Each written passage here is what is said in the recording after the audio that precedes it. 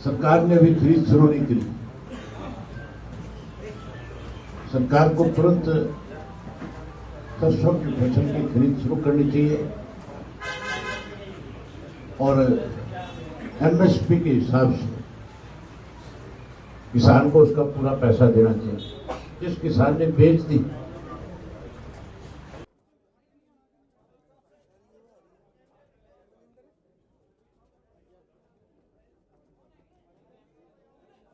Hello,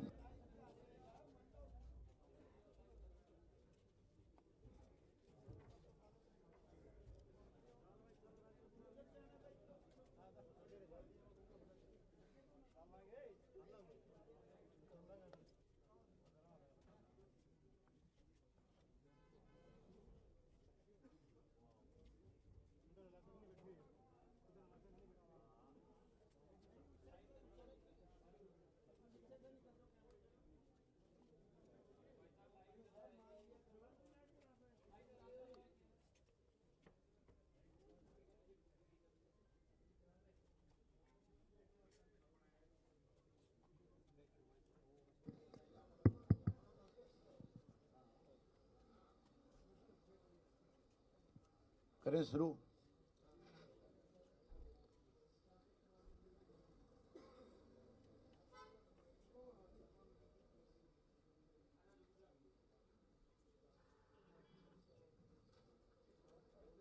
नई जो सरकार बनी है, मुख्यमंत्री ने बड़ा दावा किया था, रोज प्रेस में बयान देते हैं कि हमने 14 फसलें एमएसपी पे खरीदी। आज सरसों की खरीद शुरू है। किसान अपनी सरसों की फसल निकाल करके बाजार में लेकर के आए। 700 से लेकर के 750 रुपये एमएसपी से कम भाव मिल रहा है। सरकार ने अभी खरीद शुरू नहीं करी। सरकार को तुरंत सरसों की फसल की खरीद शुरू करनी चाहिए और एमएसपी के हिसाब से किसान को उसका पूरा पैसा देना चाहिए। जिस किसान ने बेच दी, उसकी भरपाई सरकार को करनी चाहिए। ये किसान सदा से किसान विरोधी रही है।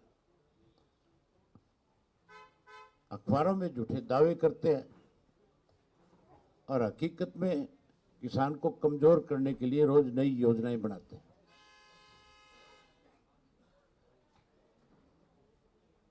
जहां सरसों की फसल सरकार को खरीदनी चाहिए, वहीं आज आपको विशेष रूप से इसलिए आमंत्रित किया है, मेरे से भी पहले से इंडियन नेशनल लोकदल पार्टी को, जब पार्टी का स्थापना हुई थी, उस वक्त से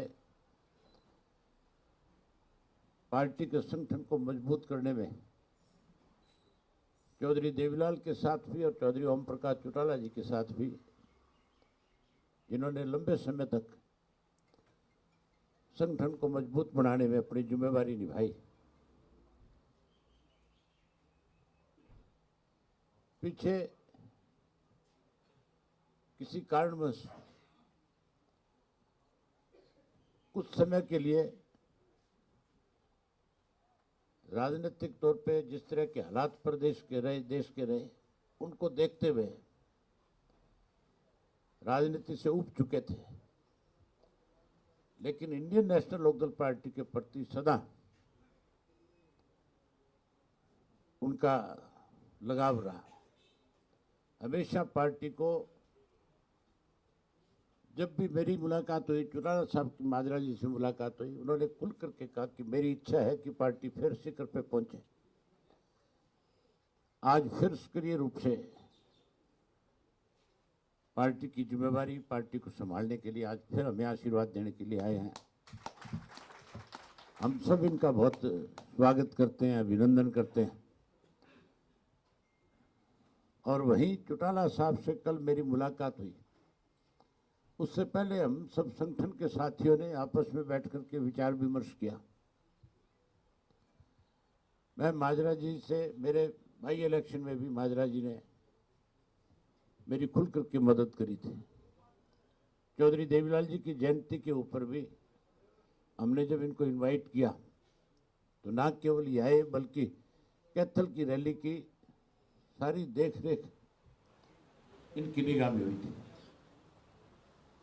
और हम सब साथियों ने जब बैठ कर के आपस में विचार विमर्श किया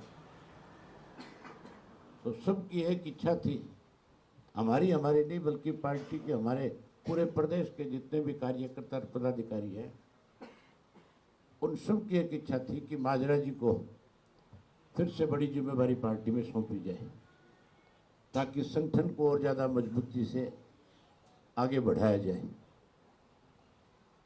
आज सब ने एक फैसला लिया है, हर फैसले से चौटाला साहब को हमने अवगत कराया। उनकी भी जाती इच्छा थी कि पार्टी के प्रदेश की कमान अब माजरा जी को सौंपी जाए।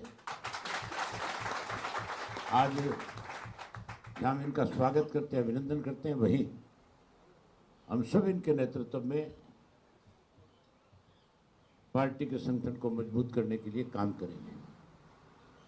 बाकी सारी बातें तो माजरा जी सब हम आपसे कहेंगे। मैं ये नहीं कहूँगा कि कोई इनकी घर वापसी है कि आज ये पार्टी में नए सिरे से शामिल हुए, ये हमेशा पार्टी के साथ रहे।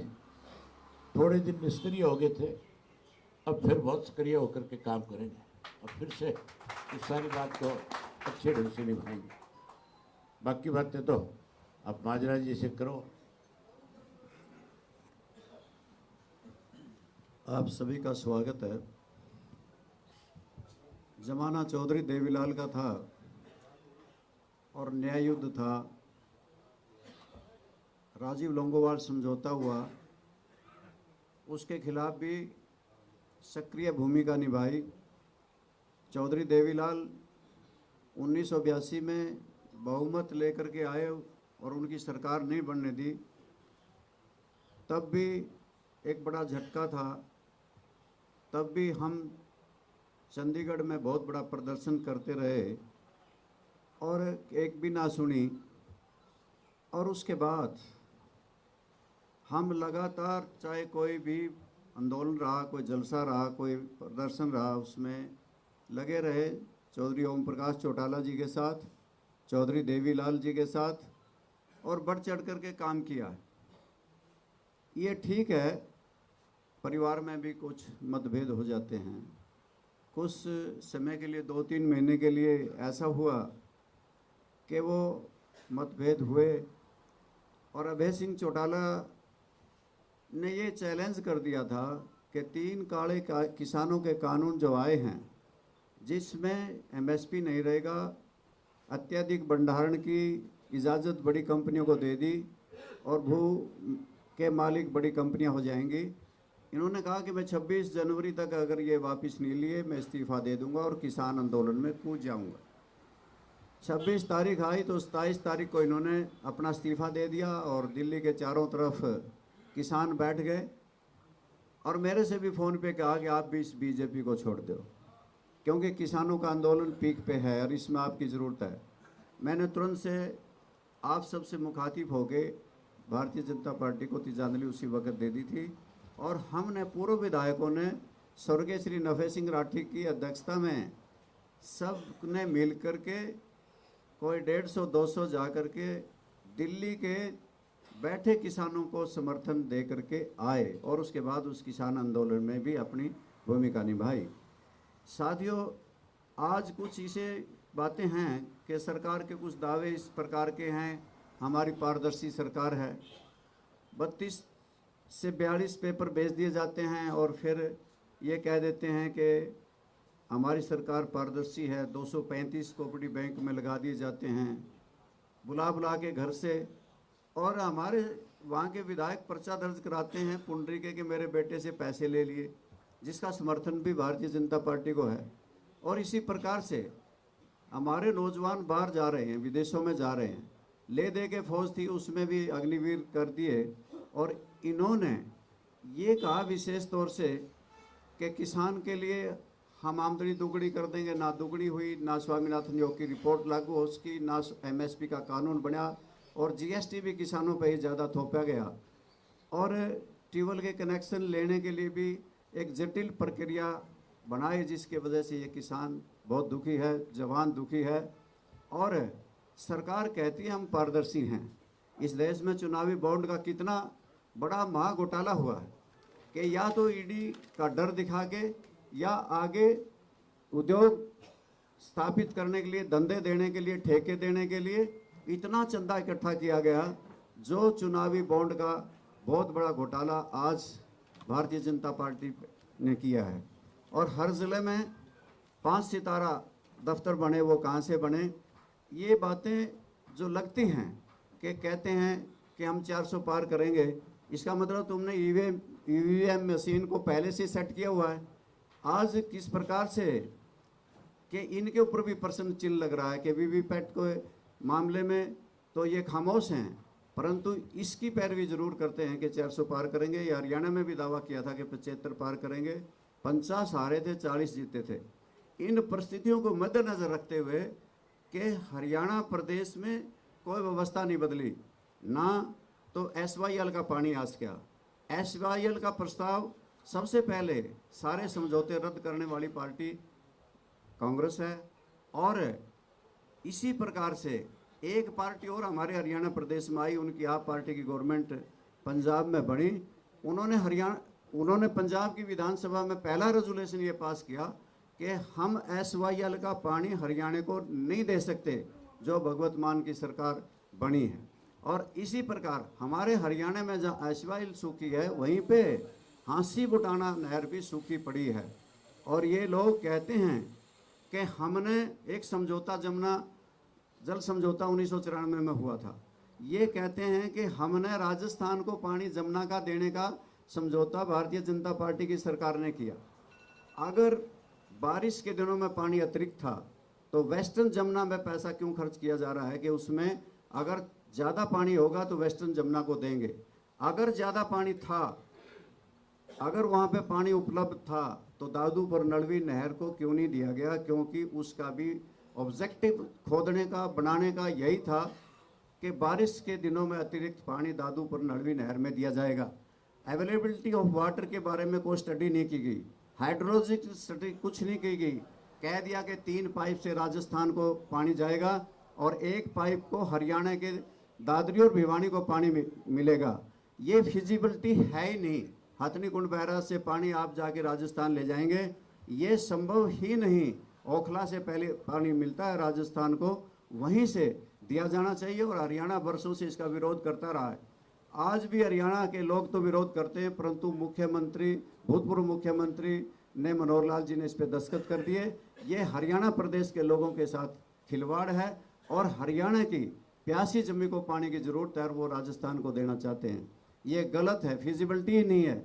ना हरियाणा प्रदेश को एसवाईएल मिली, ना हरियाणा प्रदेश में कोई हांसी बुटाना नहर में पानी आया। दादूपुर नलवी नहर बंद कर दी और अब पानी राजस्थान को देने का समझौता कर लिया।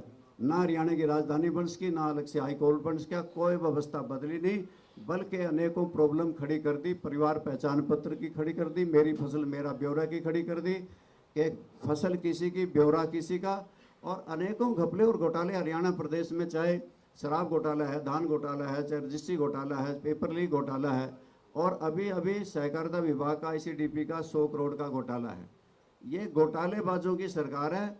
जहां हरियाणा प्रदेश में अनेकों घोटाले हो रहे हैं, वहीं देश के अंदर भी बहुत बड़ा ये चुनावी बॉन्ड का घोटाला है। ऐसे मौके में मुझे चौधरी अभय सिंह आए और मेरे से कहने लगे, और चौधरी ओम प्रकाश चौटाला भी कई बार मेरे पास ये कहते थे कि आओ रामपाल, तेरा तो घर यही है, मेरा कोई जाना नहीं, मेरा कोई आना नहीं, मेरा तो घर है। और मैं इस मौके पे मैंने सोचा कि कुरुक्षेत्र लोकसभा से चुनाव अभय सिंह चौटाला लड़ रहे हैं। ऐसे मौके में किसानों के लिए इस्तीफा दे देने वाले, हरियाणा विधानसभा को ठोकर मार देने वाले, ऐसे मौके में हरियाणा प्रदेश की जनता की आवाज़ को हरियाणा की विधानसभा में बुलंद करने वाले, ऐसे मौके में कि वो लोकसभा का चुनाव लड़ रहे हैं, तो मुझे तुरंत से अभय सिंह चौटाला का साथ देना चाहिए। और मैं इस मौके पे, इसलिए अगर सत्ता की मलाई खाने की कोई चाहत नहीं, पहले भी ऐसा कभी सोचा भी नहीं। ये कोई लोकदल पार्टी में आज कोई ये भी नहीं समझ पा रहा होगा कि बहुत बड़ा फेरबदल होकर के सरकार बनने वाली है। नेक्स्ट भविष्य में कल क्या हो जाए ये तो संभावनाएं रहती हैं। संघर्ष के बलबूते पे ही किया है, आगे भी संघर्ष को ही चुना है। आज केवल अभय सिंह चौटाला और चौधरी ओम प्रकाश चौटाला के नेतृत्व में संघर्ष करने आए हैं, लड़ाई लड़ने आए हैं और जनता की आवाज को बुलंद करने आए हैं। धन्यवाद।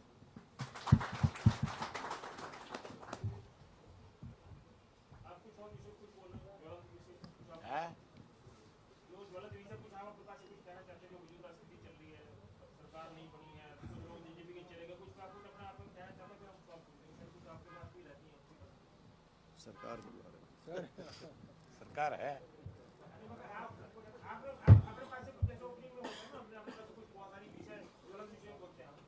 चौटाला साहब जब कभी भी प्रेस के साथी उनसे मिलते थे, हमेशा एक बात खुल करके कहते थे कि ये सरकार जाएगी। और आज इस किस्म के हालात हैं कि सरकार लोकसभा के चुनाव के चलते चलते भी टूट सकती है। जिस तरह से कल मंत्रिमंडल का गठन हुआ है, उससे नाराजगी बहुत बड़ी है लोगों में। सत्ता के साथ जुड़े हुए जो लोग हैं वो परेशान हैं। मुझे हाँ एमएलए है, सत्ता के साथ जुड़े हुए। दूसरे लोगों पे क्या असर होना है?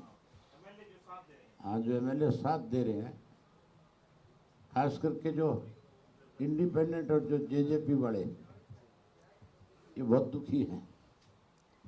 जानकारी तो आपको भी होगी खैर है, अरे मेरे से ज़्यादा जानकारी होगी, लेकिन कुछ जानकारियां मेरे पास भी आई हैं। सबसे बड़े तुम बीच साहब नाराज हैं। जो पार्टी का सबसे मजबूत आधार है, वो सबसे ज़्यादा खपा है। विज साहब के चेहरे की जो हंसी है, उससे लगता नहीं आपको कि वो एक दिन भी सरकार को बर्दाश्त नहीं करना चाहते। कोई ऐसा मौका आया तो मुझे लगता है सबसे पहली मोहर उन्हीं की लगेगी। सरकार तो है ही नहीं। सरकार तो अगर होती तो फिर मुख्यमंत्री का पहले दिन ये बयान आना चाहिए था कि मैं कानून व्यवस्था ठीक करूंगा। फिर तो किसान की फसल की एमएसपी पे खरीद शुरू हो जानी चाहिए थी।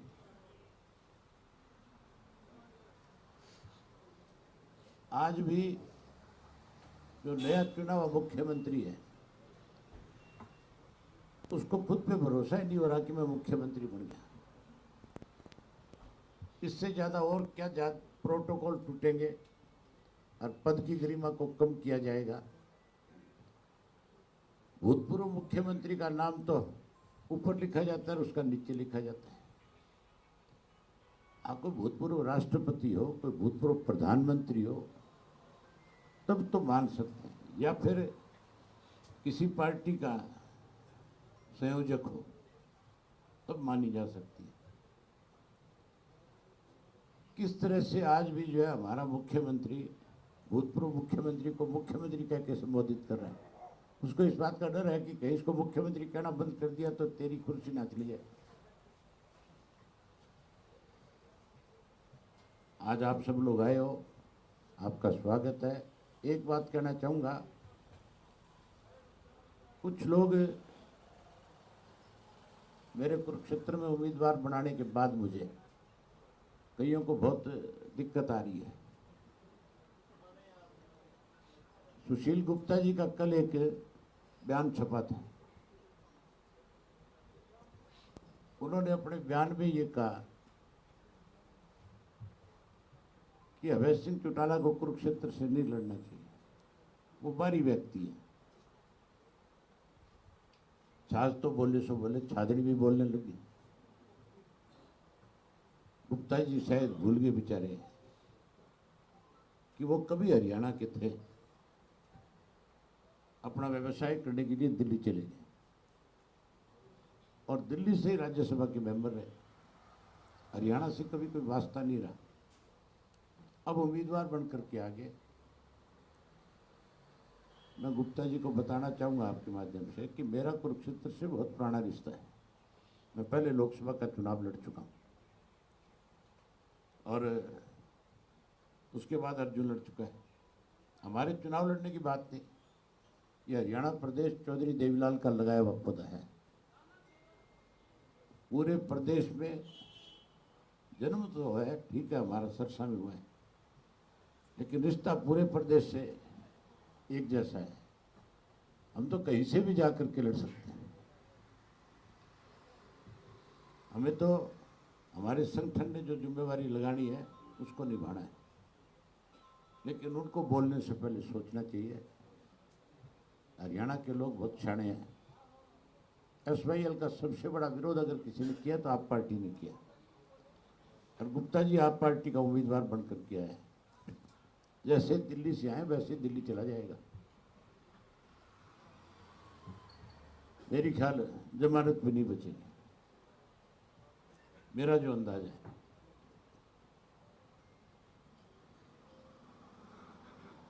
और कोई आपकी तरफ से क्वेश्चन है तो बताओ। अभी बीजेपी सत्ता से तो बाहर हो गई, तो उसकी क्या स्थिति देख रहे हैं आप अभी? जैसे सुधीर गुप्ता को बता दें दिल्ली आप बताओ क्या स्थिति देख रहे हो? ये सवाल मेरे से पूछने का नहीं है। ये तो आपको आकलन करना चाहिए कि जिन्होंने बड़बोले बोल बोले थे आज उनकी स्थिति क्या है। मैं एक बात कह सकता हूं, तो 17% वोट की बात करते थे, जो 50 सीटें लेकर के मुख्यमंत्री का ख्वाब देख रहे थे, अगर लोकसभा का चुनाव लड़ लिया, मुझे नहीं लगता चुनाव लड़ेंगे। अगर लड़ लिया तो वो 17% जो है वो 0.7 पे आ जाएगा। उनकी हालत नोटों से भी ज्यादा खराब हो जाएगी। आईएनएलडी का भी जैसे आपका तो घोषित हो गया, तो 10 में से कितने सीटों आप मुझे एक चीज बताओ, मेरे नाम की घोषणा के बाद सबको परेशानी हो रही है कि नहीं हो रही है? सही सही बताओ। राजनीतिक दलों की बात हो रही है ना? राष्ट्रीय दलों की उनको तकलीफ हो रही है कि नहीं हो रही है? अभी तो एक मेरे अकेले के नाम की घोषणा हुई है। जब 9 की और होगी तब आप देखना इनकी हालत क्या होगी। हम औरों की तरह झूठे दावे नहीं करते, ना हमने राजनीति में कभी झूठ का सहारा लिया। जो चीज कर सकते हैं खुल करके लोगों के सामने रखी, कम ये करेंगे, और जो नहीं कर सके उसके लिए लोगों से कहा कि हमारे बस की नहीं है। लोकसभा के चुनाव के जब नतीजे आएंगे तो बहुत चौंकाने वाले होंगे, बहुत हैरानी वाले होंगे। मैं खुल के कह सकता हूं कि हम बहुत अच्छी पोजीशन में रहेंगे।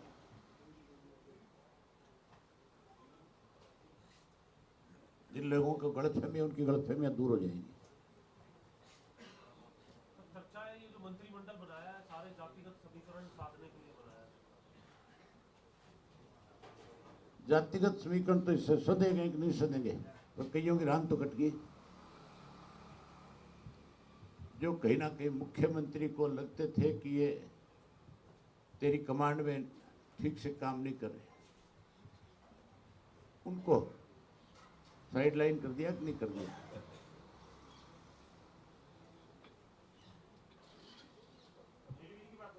है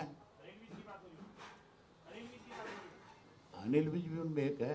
अनिल विज तो मुख्यमंत्री की आंख में हमेशा ही रड़ता रहा है, पहले दिन से लड़का है। कितनी दफा इनके आपस में क्लेश हुए, कितनी दफा बैठ करके समझौते हुए। मैं तो हमेशा ये कहता था कि विज साहब की अगर कोई सुनता नहीं है तो उनको छोड़ देनी चाहिए थी। अगर ये फैसला पहले ले लेते तो आज समीकरण और होते। तो अभी 9 लोकसभा सीटों पे आईएनएलडी करेंगे हम, 10 की 10 सीटें लड़ेंगे। 10 की 10 पे हमारे उम्मीदवार खड़े होंगे, 10 की 10 पे बहुत अच्छी लड़ाई लड़ेंगे।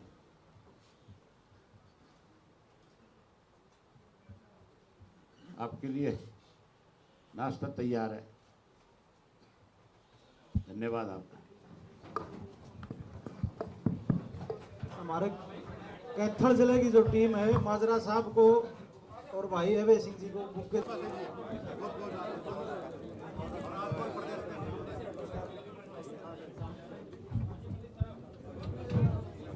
बहुत धन्यवाद सर। उनके जगह नहीं चलेगा, काम करने से काम चलेगा।